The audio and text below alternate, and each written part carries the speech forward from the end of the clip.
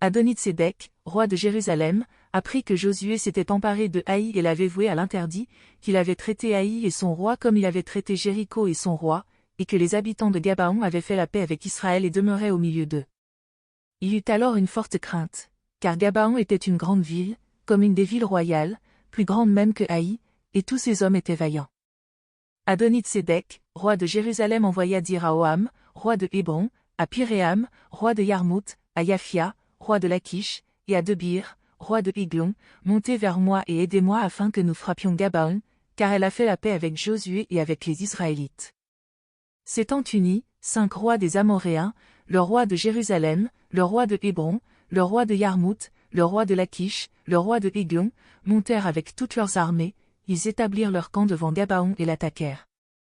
Les gens de Gabaon envoyèrent dire à Josué, au camp de Gilgal, n'abandonne pas tes serviteurs, monte vers nous en hâte, délivre-nous, donne-nous du secours, car tous les rois des Amoréens, qui habitent la montagne, se sont coalisés contre nous. Josué monta de Gilgal, lui et tous les gens de guerre avec lui, et tous les vaillants guerriers. L'Éternel dit à Josué, ne les crains pas, car je les livre entre tes mains, et aucun d'eux ne tiendra devant toi. Josué arriva subitement sur eux. Il avait marché toute la nuit depuis Gilgal. L'Éternel les mit en déroute devant Israël, il leur porta un coup décisif à Gabaon, les poursuivit sur le chemin qui monte à Beth-horon, et les battit jusqu'à Azéka et à Makeda.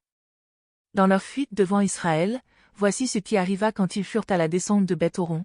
L'Éternel fit tomber du ciel sur eux de grosses pierres jusqu'à Azéka, et ils périrent, ceux qui moururent par les pierres de grêle furent plus nombreux que ceux que les Israélites tuèrent par l'épée.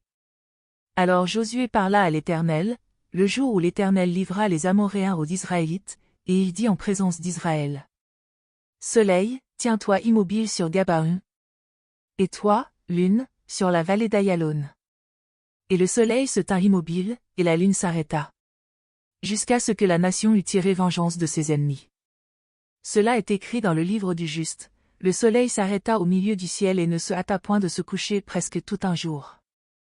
Il n'y a pas eu de jour comme celui-là, ni avant ni après, où l'Éternel ait écouté la voix d'un homme, car l'Éternel combattait pour Israël. Et Josué, et tout Israël avec lui, retourna au camp à Gilgal. Ces 5 rois s'enfuirent et se cachèrent dans la grotte, à Makeda. On fit un rapport à Josué en ces termes, les 5 rois se trouvent cachés dans la grotte à Makeda. Josué dit, roulez de grosses pierres à l'entrée de la grotte et postez des hommes pour les garder. Et vous, ne vous arrêtez pas, poursuivez vos ennemis et coupez-leur la retraite, ne les laissez pas entrer dans leur ville, car l'Éternel, votre Dieu, les a livrés entre vos mains.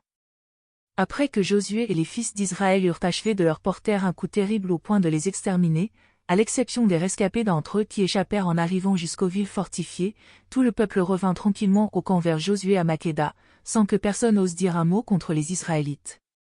Josué dit alors, ouvrez l'entrée de la grotte, faites-moi sortir de la grotte ces 5 rois. C'est ainsi qu'on fit sortir vers lui de la grotte ces 5 rois, le roi de Jérusalem, le roi de Hébron, le roi de Yarmout, le roi de Lachish, le roi de Iglon. Lorsqu'on eut fait sortir ces rois vers Josué, Josué appela tous les hommes d'Israël et dit aux capitaines des gens de guerre qui avaient marché avec lui, approchez, mettez vos pieds sur le cou de ces rois. Ils s'approchèrent et mirent les pieds sur leur cou. Josué leur dit, soyez sans crainte et ne vous épouvantez pas, fortifiez-vous et ayez du courage, car c'est ainsi que l'Éternel traitera tous vos ennemis contre lesquels vous combattez. Après cela, Josué les frappa et les fit mourir, il les pendit à 5 arbres, et ils restèrent pendus aux arbres jusqu'au soir. Vers le coucher du soleil, Josué ordonna de les descendre des arbres. On les jeta dans la grotte où ils s'étaient cachés et l'on mit à l'entrée de la grotte de grosses pierres. Elles y sont restées jusqu'à aujourd'hui. Josué prit Makeda le même jour et la frappa du tranchant de l'épée, ainsi que son roi.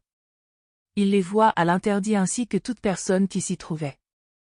Il ne laissa pas un rescapé et il traita le roi de Makeda comme il avait traité le roi de Jéricho.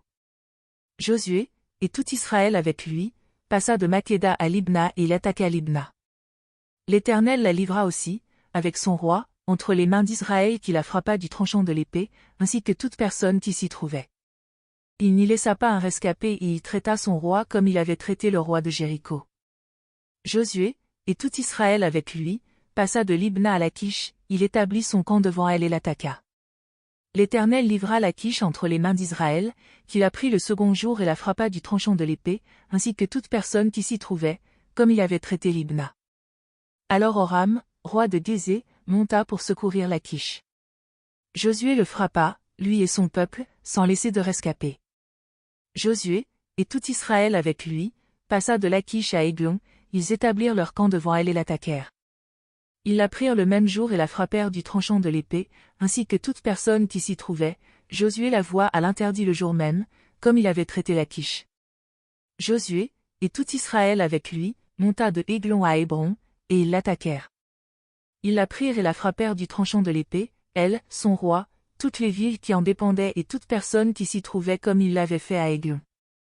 Josué n'en laissa aucun rescapé, et la voua à l'interdit ainsi que toute personne qui s'y trouvait.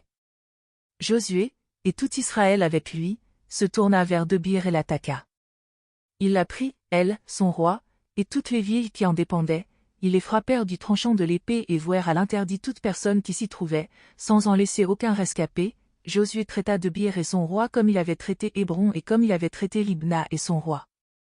Josué frappa tout le pays, la montagne, le Négueb, la Shéphéla et les coteaux, ainsi que tous leurs rois. Il ne laissa aucun rescapé et il voua à l'interdit tout ce qui respirait, comme l'avait ordonné l'Éternel, le Dieu d'Israël. Josué les frappa de Kadek-Barnéa à Gaza, tout le pays de Goshen jusqu'à Gabaon. Josué prit en même temps tous ses rois et leurs pays, car l'Éternel, le Dieu d'Israël, combattait pour Israël. Et Josué, et tout Israël avec lui, retourna au camp à Gigal.